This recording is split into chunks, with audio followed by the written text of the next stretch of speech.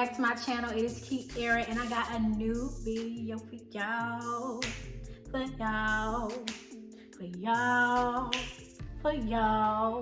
Okay, so what I want to talk about today is dating with PTSD and anxiety, okay? Don't be clicking on this video thinking that I'm about to tell you how to date while you got PTSD or anxiety, because I'm not a therapist, I'm not a doctor.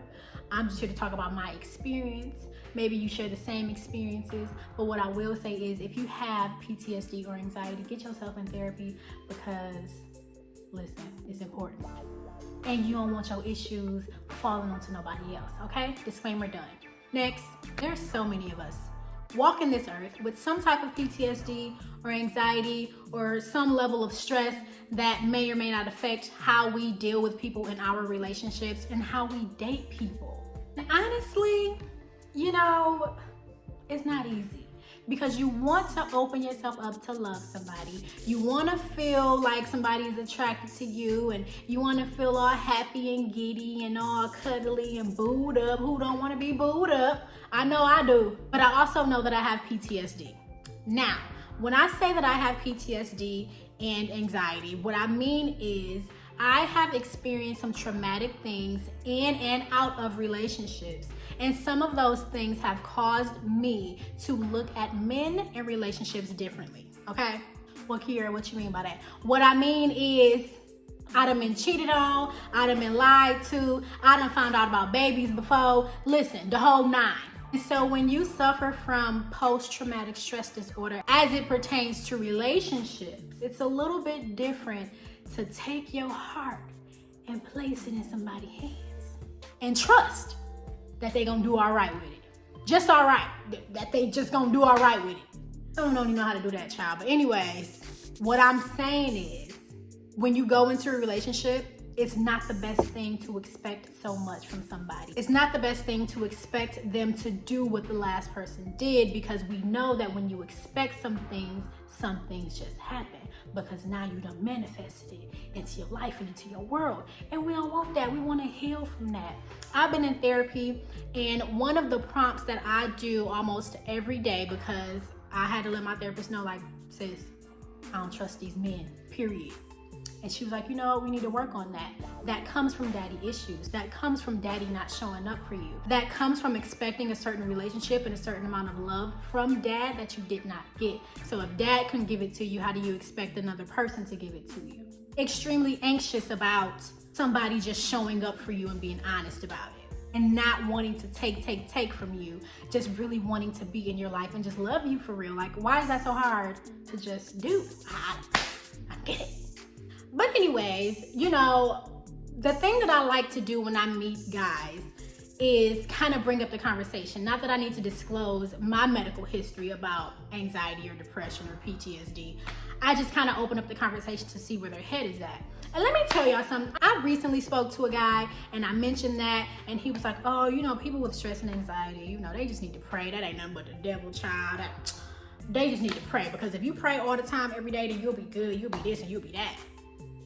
And I'm like, yeah, prayer is great, but there's so much more to healing mental illness than just prayer. Someone named Miss Tawana Anderson, she has a book called Mind Your Mental. Please pick up your book. And also she has a book with 60 tips on how to handle and deal with anxiety. But anyways, sis posted one day on her Instagram, you know, if you break your leg, you have to go to the doctor. You're not just gonna lay there and pray that God fixes it. It is the same type of respect mental illness needs. It is the same type of urgency mental illness needs. This is not something that you just go and you pray about and you live your life. Once you experience trauma, there are literal changes in your brain and how your brain reacts to certain things. Like, there is certain chemicals that are off balance now, and so now you are just different. Some stuff you just need to go see a doctor for, okay? And heal through. Just like I said, if you break your leg, you're gonna go to that doctor. You're gonna make sure you go to physical therapy so that leg can start working and walking again. Same thing with mental illness. We're not just praying, although prayer is great and it does help and it does work, but faith without works is dead. You can have all the faith in the world, but if you are not working towards healing or being better, achieving that thing that you're having faith for, if you're not doing nothing about that, if you're not doing the work, don't expect that things will change for you. Faith plus work, hand in hand. But anyways, back to the story. He's saying all this stuff about that, and I'm kind of like, okay, I get it. Some people just don't understand mental illness and stress and anxiety. Okay, you know, a lot of people that are close to me even don't understand what this is. But I gave him the benefit of the doubt. But something else ended up happening where he, revealed his true character, and that person is now dismissed. But what I would advise is that if you are meeting someone new, kind of open up the conversation. If you suffer from these things, make it a point to just bring up the conversation. Not that you have to disclose anything about your own self, but just see where their head is at. Knowing how people treat other people and what they're sensitive to and what cues they can pick up on and how much emotional intelligence they have is very freaking important, because people will try to make themselves seem like they are just this awesome person, but you ask them about how to be sympathetic towards someone else and they don't know how. They don't know how to be empathetic. They don't know how to identify. They don't know how to put themselves in your shoes. They don't know how to understand. And that is not the person that you need to be dealing with, especially with your condition. Meanwhile, heal through that thing. It's nerve-wracking. Like first dates, oh my goodness. If you have anxiety and you going on the first date and you just like worried about how you look, and if you chose the right perfume, if he'll like that, if he gonna like your hair, if he gonna like your smile, if your eyelashes might be cocked to the side a little bit, because sometimes honey mines do that all the time. I got a lazy eye and sometimes won't be up and won't be down, period. But you got to get to a point where you show up in your full confidence, truly empowered by who you are as a person, because people can read that you are not confident. People can read that there is an issue. People can read and see lack on you. So my advice is to just keep on going to therapy to get that up off of you.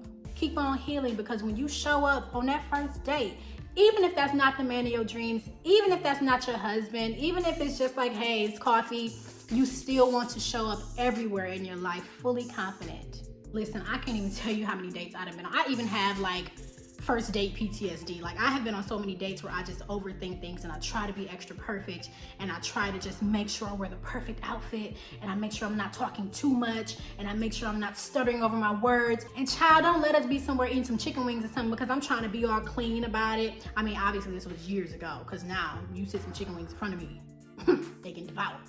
But I'm just saying, there was a point in time where I was extremely conscious of making sure someone saw me as beautiful or valuable or worthy of like a second and third date. Like I was trying so hard to be perfect, and I'm like, no, my child, I just gotta be myself.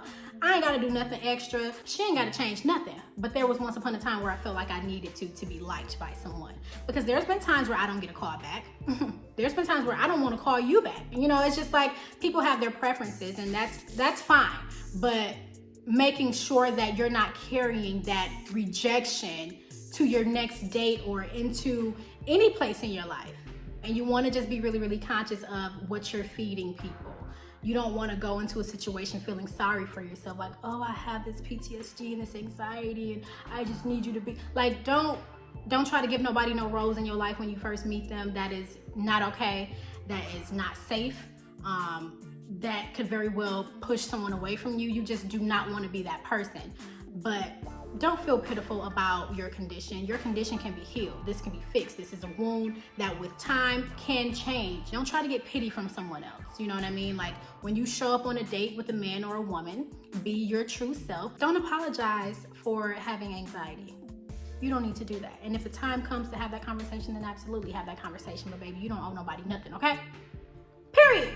Let me know how y'all been dealing with dating and PTSD and anxiety, and if you have like PTSD from like going on dates, like bad dates, good dates. Like let me know below how you have dealt with this dating thing. If you have anxiety and PTSD, just let me know. I'm so curious. We can talk about it some more. Okay? Like, comment, and subscribe. Have yourselves a good day.